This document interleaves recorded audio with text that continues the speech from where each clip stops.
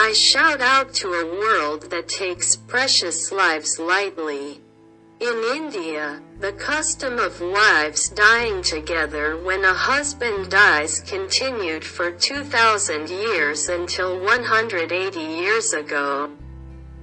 It took too much time for the preciousness of life to be recognized. When a king dies, the custom of forcibly burying his subjects alive has been continued around the world for hundreds of years. Due to the influence of Buddhism, which taught people that there is a future life and that they will receive the rewards, the custom was naturally abolished, albeit belatedly. Human trafficking, where white people buy and sell black people, is a reality that it has not been that long since slavery abolished and black people became free following Lincoln's victory in the Civil War. Unjust customs and customs arise from personal greed and foolishness in pursuit of power and fame. Just as the slave system existed in Korea from the Go-Joseon period to the Three Kingdoms period, Goryeo period, and Joseon period, the slave system has continued for thousands of years in many parts of the world, including the caste system in India.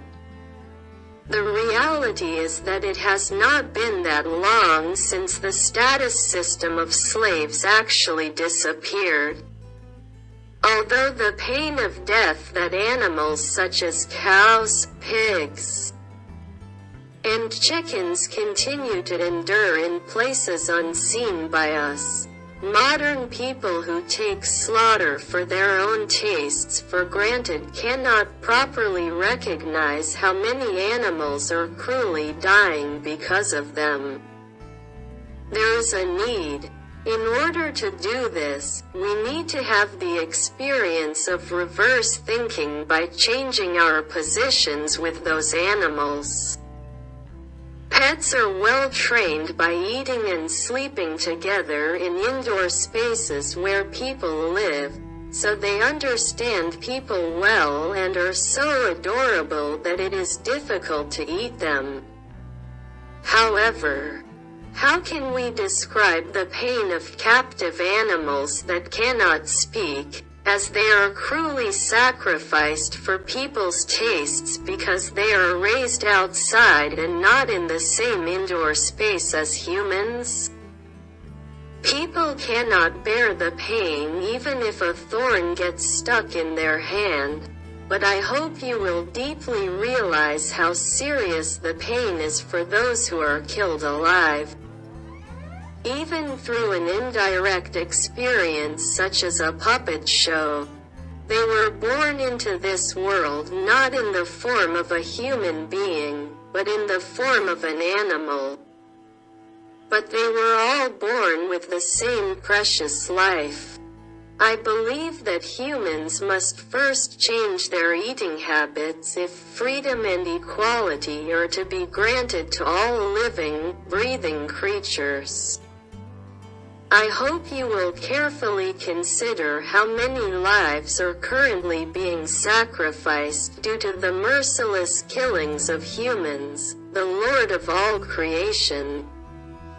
I will tell you a story about cause and effect that states that your actions will one day receive the consequences. There was a woman who went to a temple to offer prayers with rice.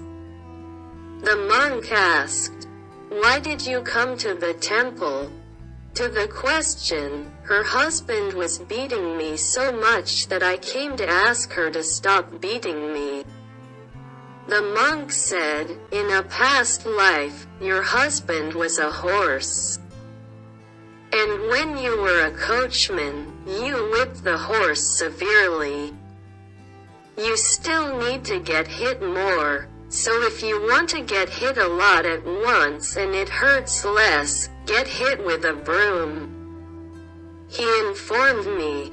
The wife left the broom in a hidden place and was beaten by her husband for several days. One day she hugged her wife and cried because her husband had beaten her all. I don't know why I whipped you. As her husband cried in repentance, her wife told him the monk's story. It's a story about a couple who ended up crying, regretting their past, and living as a happy couple.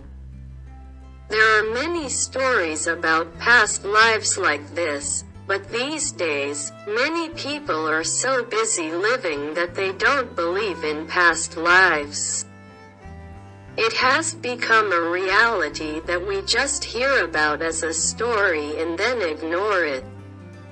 And it may be because there are not many bright teachers who can clearly see past lives like the past.